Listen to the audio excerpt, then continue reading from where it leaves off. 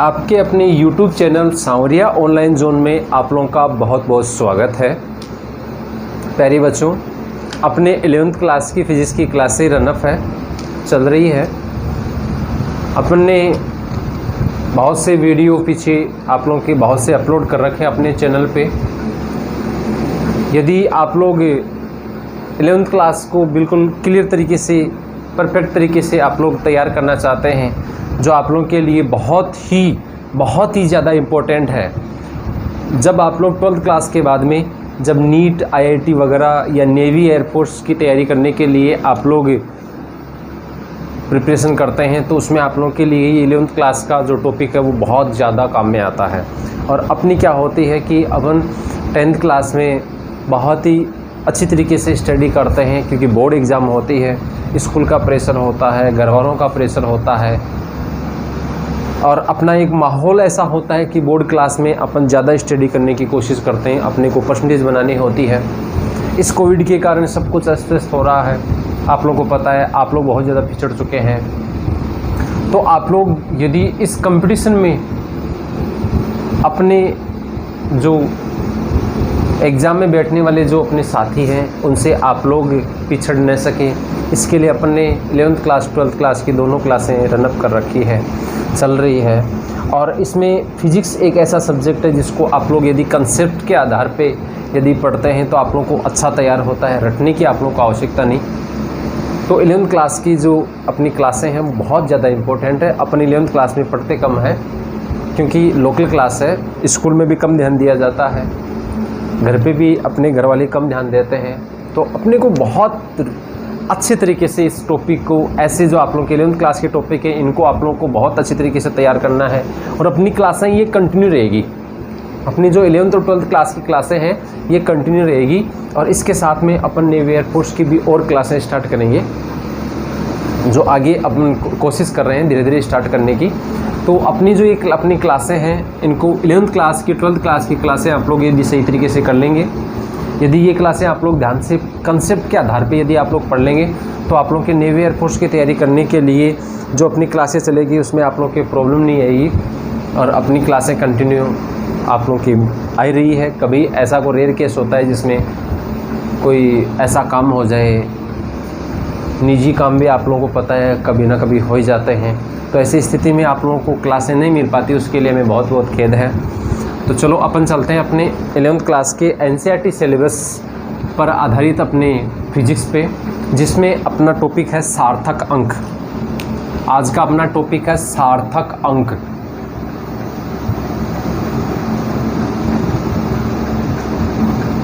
English में इसको कहा जाता है सिग्निफिकेंट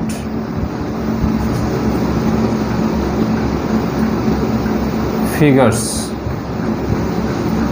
देखो, सार्थक का मतलब होता है जिसका कोई ना कोई लॉजिक हो, कोई शुद्धता हो, किसी भी मान को, जैसे चाहे आप लोगों के पास में किसी प्रकार का कोई भी भौतिक राशि का कोई माप हो, या किसी प्रकार का आप लोगों के कोई द्रव्यमान का माप अपन ले सकते हैं, कोई मात्रा का माप यदि अपन लेते हैं, तो अपन बोल सकते हैं कि किसी भी मान का या किसी मापन का अपन यदि शुद्धता से मान निकालते हैं, ठीक है, तो शुद्धता से मान निकालने के लिए जो अंक हमारे काम में आते हैं उन अंकों को हम लोग क्या कहते हैं, सार्थक अंक कहते हैं। तो मैं यहाँ आप लोगों की परिभाषा लिख रहा हूँ, वे अंक सार्थक अंक कहलाते हैं।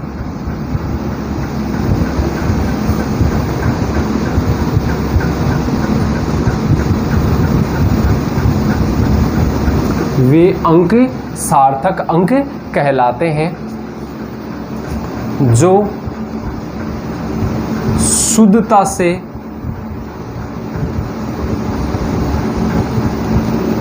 माप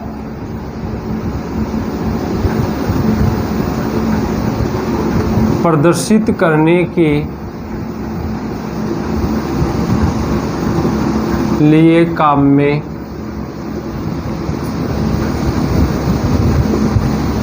आते हैं।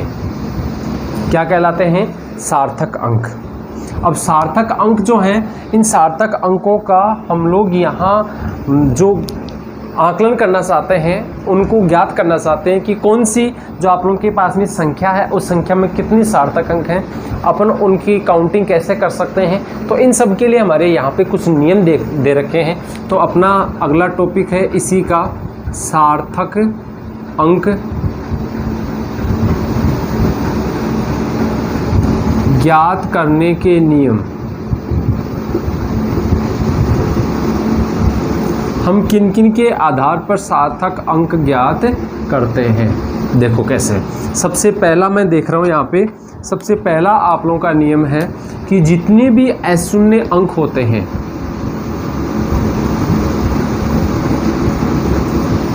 नॉन जीरो डिजिट अशून्य अंक, ठीक है, नॉन जीरो डिजिट, जितने भी नॉन जीरो डिजिट है, अशून्य अंक है, अंक सार्थक अंक होते हैं।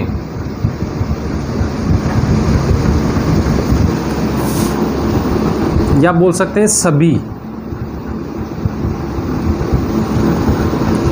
अंक होते हैं, ठीक है। जैसे मैं उदाहरण आप लोगों के ले रहा हूँ यहाँ पे 2 5 3 2 1। अब यहाँ पे देखो कहीं पर भी जीरो नहीं आ रहा ना, ये सभी आप लोगों के पास में देखो अशून्य अंक का मतलब क्या होता है।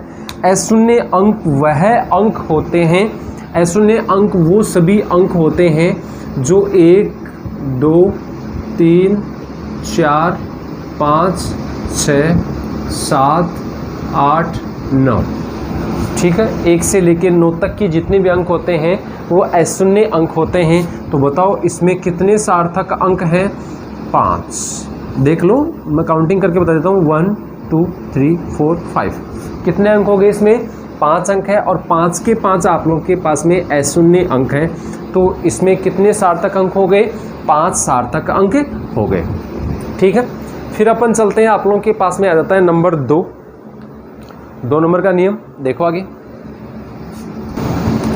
देखो नंबर 2 क्या कह रहे हैं, 2 नंबर नियम क्या कहता है। अपने पहला पढ़ लिया, जितने भी अशून्य अंक हैं उन सभी अशून्य अंकों को हम लोग सार्थक अंकों में गिनते हैं। चलो कोई दिक्कत नहीं। फिर अपन बात करते हैं नंबर 2 की। तो अपने पास में अशून्य, या ऐसे लिख लें, किसी संख्या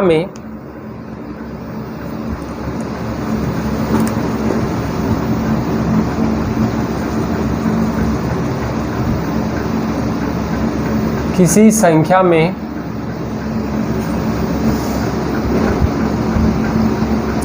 अशून्य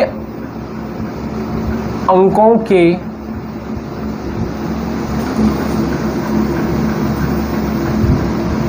बाईं ओर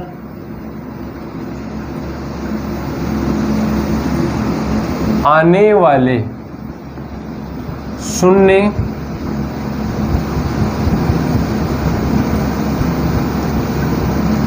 सार्थक अंक नहीं होते।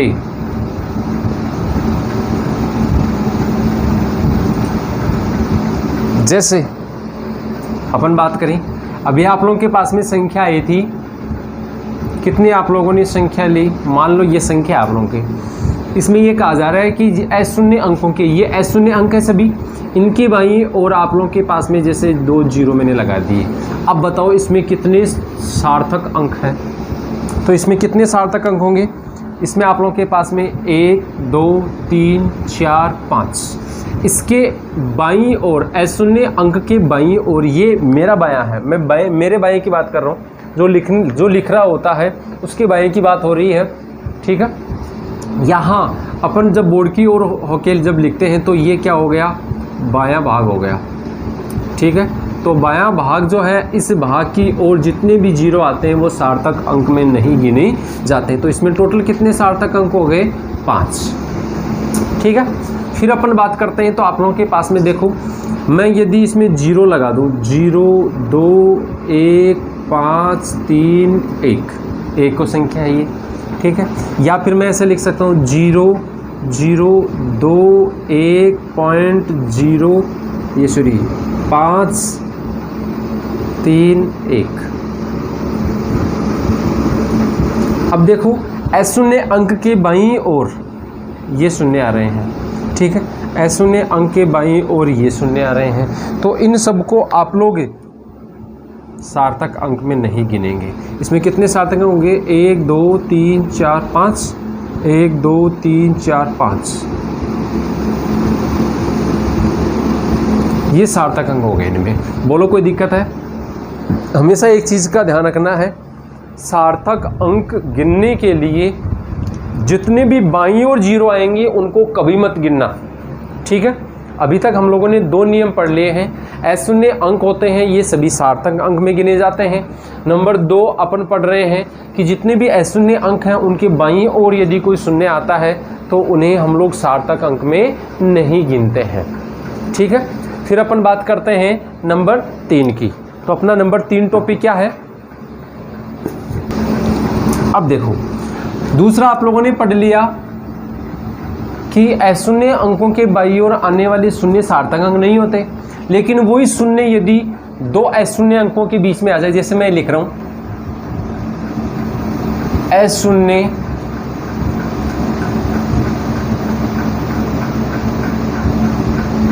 अंकों के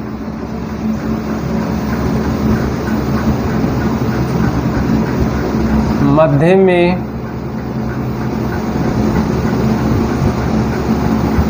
आने वाले शून्य सार्थक अंक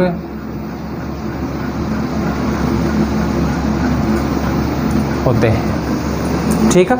अब देखो यहाँ पे कैसे, मैं यहाँ आप लोगों को मान लिख के बता देता हूँ। जैसे अभी आप लोगों के पास में कोई एक वैल्यू आई थी, ये आई थी, ठीक है। मैं यहाँ ले लेता हूँ 0, एक संख्या वो लिख रहा हूँ मैं आप लोगों के पास में 0 2 0 5 3 1, एक संख्या वो लिख रहा हूँ 1 0 2 0 5 3 1, ठीक है। एक संख्या और लिख रहा हूँ 0.020531, एक संख्या और लिख रहा हूँ मैं 10.020531। इनमें सार्थक अंक आप लोगों को बताना है।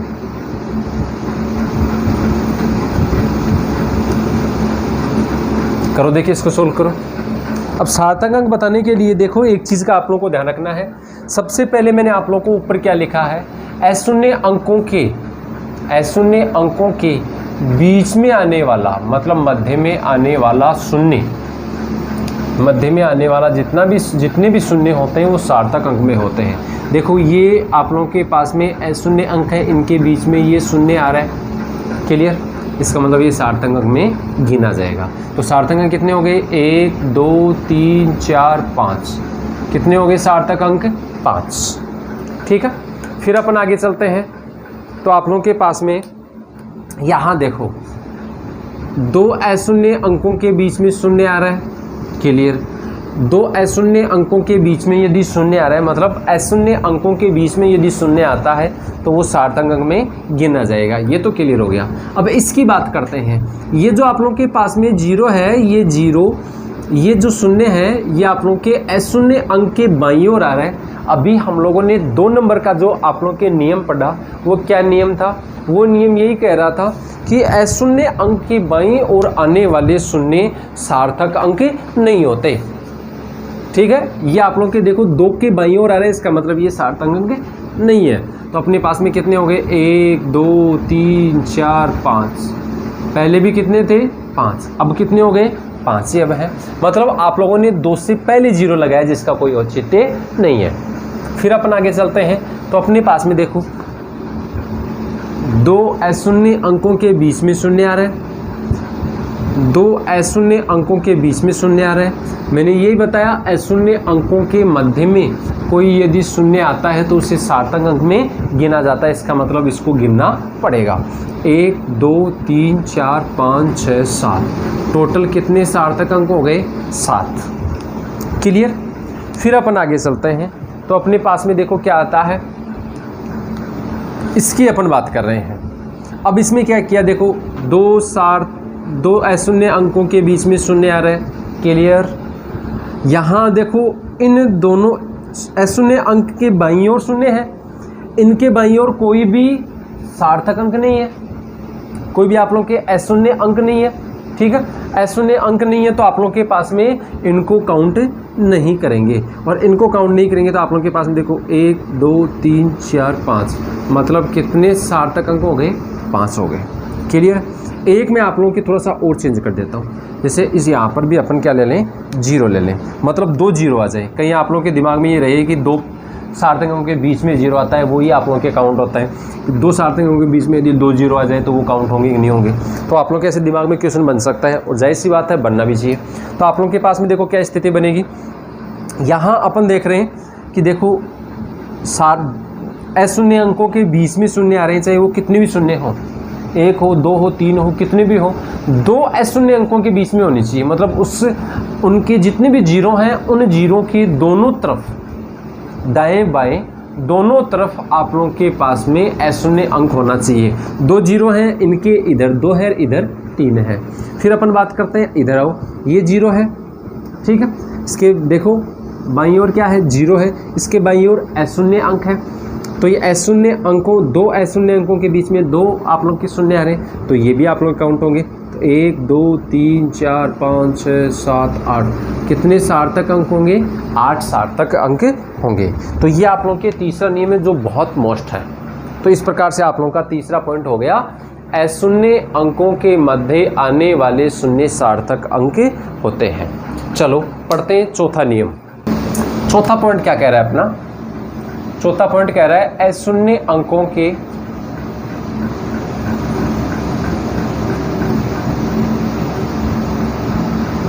या अशून्य अंक भी बोल सकते हैं, अकेला अंक भी बोल सकते हैं अपन।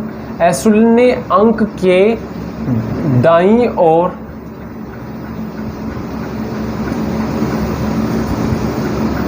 आने वाले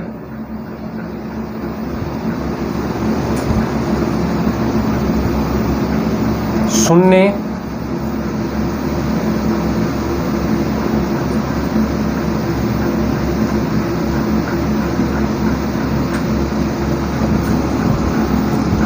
आने वाले शून्य सार्थक अंक होते हैं। दाईं ओर यदि आप लोगों के पास में अशून्य अंक आते हैं तो वो सार्थक अंक होते हैं। जैसे अपन ले रहे हैं 2 1 5 3 1 0 0, एक ये बन गया। एक लिख रहा हूँ मैं आप लोग के पास में 0 0 2 1 5 3 1 0 0। ठीक है, एक 0 0 2 1 0 0 1 0 0। ठीक है, या मैं एक बार यहाँ पे 3 ले लूँ, एक 0 0 2 1 0 0 1 0 0 हो गया। एक आप लोगों के पास में 0.021 0 0 1 0 0। एक में लिख सकता हूँ आप लोगों के 0 0 2 1 0.01 0 0।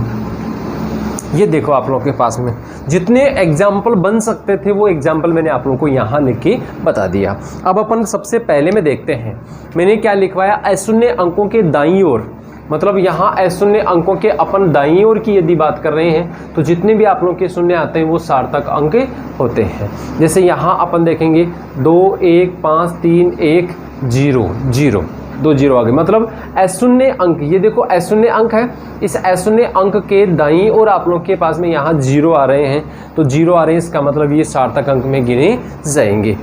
1 2 3, देखो यहाँ पे 1 2 3 4 5 6 7 कितने सार्थक अंक हो गए? 7 हो गए। That's clear. फिर अपन आगे चलते हैं। तो आप लोगों के पास में देखो मैंने क्या बताया, अशून्य अंक के दाईं ओर आने वाले शून्य सार्थक अंक में गिने जाएंगे, ठीक है, और अशून्य अंक के बाईं ओर आने वाले शून्य सार्थक अंक में नहीं गिने जाते हैं। यही पढ़ा है अपन ने पीछे, आप लोगों ने 2 नंबर का पॉइंट पढ़ा है, 2 नंबर का नियम यही है। तो इसमें आप लोग कितने हो गए देखो, 1 2 3 4 5 6 7, मतलब इसमें भी कितने हो गए, 7 हो गए। क्लियर। फिर आगे चलते हैं। तो अपने देखो अशून्य अंक के बाईं ओर, अशून्य अंक के दाईं ओर आने वाले शून्य सार्थक अंक में गिने जाते हैं, पढ़ लिया हम लोगों ने। बाईं ओर आने वाले सार्थक अंक में, आने वाले शून्य सार्थक अंक में नहीं गिने जाते हैं, और 2 अशून्य अंकों के बीच में आने वाले शून्य सार्थक अंक में गिने जाते हैं। तो ये आप लोगों के पास में 1 2 3 4 5 6 7। क्लियर। फिर चलो आगे देखते हैं। तो अपने पास में देखो क्या हो जाएगा, अशून्य अंक के बाईं ओर आने वाले शून्य सार्थक अंक में नहीं गिने जाते, अशून्य अंक के दाईं ओर आने वाले शून्य सार्थक अंक में गिने जाते हैं, और अशून्य अंकों के बीच में आने वाले शून्य सार्थक अंक में गिने जाते हैं। तो 1 2 3 4 5 6 7, इसमें भी कितने हो गए, 7 हो गए। क्लियर।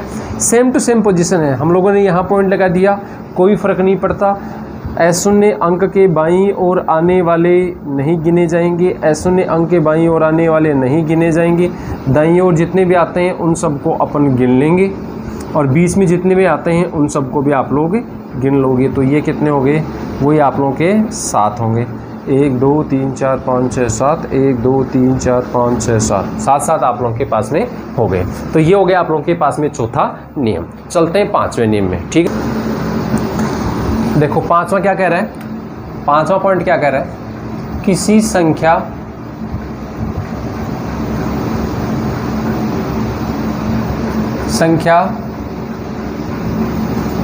के दशमलव के स्थान में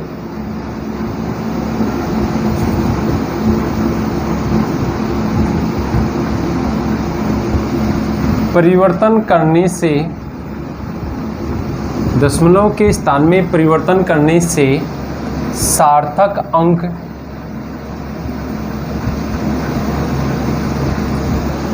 अपरिवर्तित रहता है।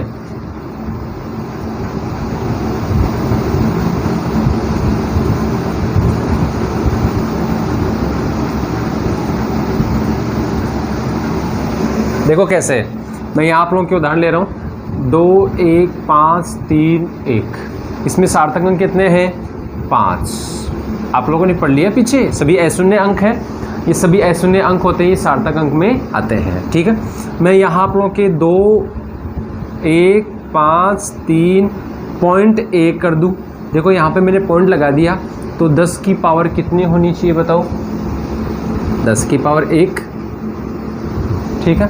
तो यहाँ आप लोगों के पास में देखो 1 2 3 4 5 तो सार्थक अंक ही हो गए। जितने भी आप लोगों के 10 की घात होती है, 10 का जो पावर होता है, मतलब 10 की पावर में यदि आप लोगों के पास में कोई मान होता है तो इसे बोला जाता है कोटि,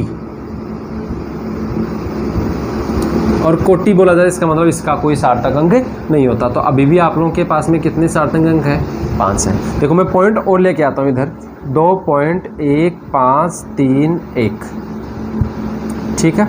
कितने हो गए, 10 की पावर 4, मतलब इसका कोई सार्थक अंक नहीं है। 1 2 3 4 5, इसके सार्थक अंक कितने आ गए, वही आप लोग के पास में 5 आ गए। आप लोग दशमलव को कहीं पर भी ले जाओ, दशमलव में यदि परिवर्तन करते हैं तो हमारे पास में सार्थक अंक के मान में किसी प्रकार का कोई परिवर्तन नहीं होता, ठीक है। चलो चलते हैं 6वें नियम में। 6वां नियम अपना क्या कहता है, 6वां नियम ये कहता है कि यदि किसी संख्या को, यदि किसी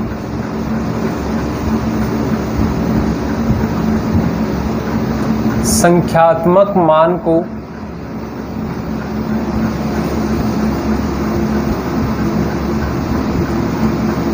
एक मात्रक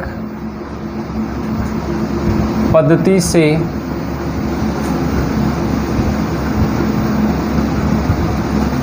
दूसरी मात्रक पद्धति में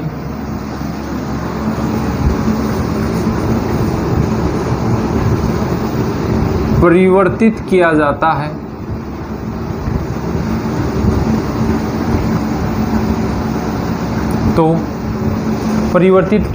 है तो सार्थक अंक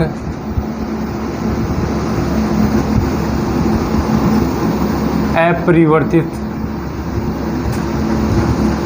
रहते हैं। देखो कैसे, अपने पास में मान लो आप लोगों को दे रखा है 2, 1, 3 किलोमीटर। कितने सार्थक अंक है इसमें? 3। यदि ये कहा जाता है कि 2, 1, 3 इसको मीटर में बदलना है 10 की पावर 3। देखो 10 की जो घात होती है ये कोटि होती है, इसमें कोई सार्थक अंक नहीं होता। अपने पास में कितने सार्थक अंक आ गए? 3। ठीक है, फिर आप लोग और आगे बदल सकते हो। 2, 1, 3 इसको आप लोग सेंटीमीटर में बदल लो, ये आप लोगों के मीटर में हो जाएगा और ये सेंटीमीटर में हो जाएगा। इसमें भी 3 ही है। तो एक मात्रक पद्धति से दूसरे मात्रक पद्धति में यदि किसी संख्यात्मक मान को या किसी भौतिक राशि के मान को परिवर्तित किया जाता है तो उसके सार्थक अंकों के मान में किसी प्रकार का कोई परिवर्तन नहीं होता। ठीक है, चलते हैं लास्ट नियम में, 7वें नियम में। देखो 7वां अपना नियम क्या कहता है? योग में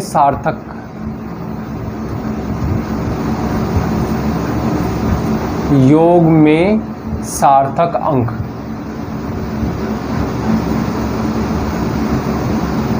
देखो कैसे, अपने पास में कोई संख्या दे रखी है जैसे 32.51।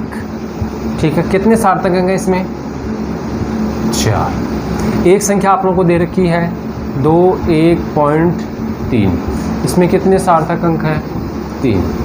दोनों को जोड़ना है, ऐड करना है, तो कितना हो जाएगा? यहाँ पे मैं 0 लगा दूँ तो कितना हो गया? 1, 8.35। अब इसमें कितने सार्थक अंक होंगे? इसमें 4 सार्थक अंक होंगे। तो सोचने की आप लोगों को आवश्यकता नहीं, जिन संख्याओं को आप लोग जोड़ रहे हैं उन संख्याओं में जो अधिकतम सार्थक अंक होता है, अधिकतम सार्थक अंक जो होगा वही आप लोगों के जो लास्ट में परिणामी जो मान प्राप्त होता है उसका सार्थक अंक होता है। योग करने पर जो आप लोगों के पास में मान प्राप्त होता है उसका सार्थक अंक होता है। तो इस प्रकार से आप लोगों के आज के जो सार्थक अंक थे, सिग्निफिकेंट जो आप लोगों के फिगर थे, हम लोगों ने उनको कंप्लीट कर लिया है। बहुत ही बारीकी से हम लोगों ने देखा है, एग्जाम्पल्स के साथ में हम लोगों ने यहाँ उनको क्लियर किया है। तो आप लोगों को बहुत ही ध्यान से देखना है। ये आप लोग केमिस्ट्री का पार्ट भी है और फिजिक्स का भी है, दोनों में आप लोगों के आता है, ये कॉमन है। ठीक है, तो ध्यान दे लेना। आप लोग यहाँ यदि तैयार कर लोगे तो आप लोगों की केमिस्ट्री में भी तैयार हो जाएगा। तो आज के लिए इतना ही, धन्यवाद।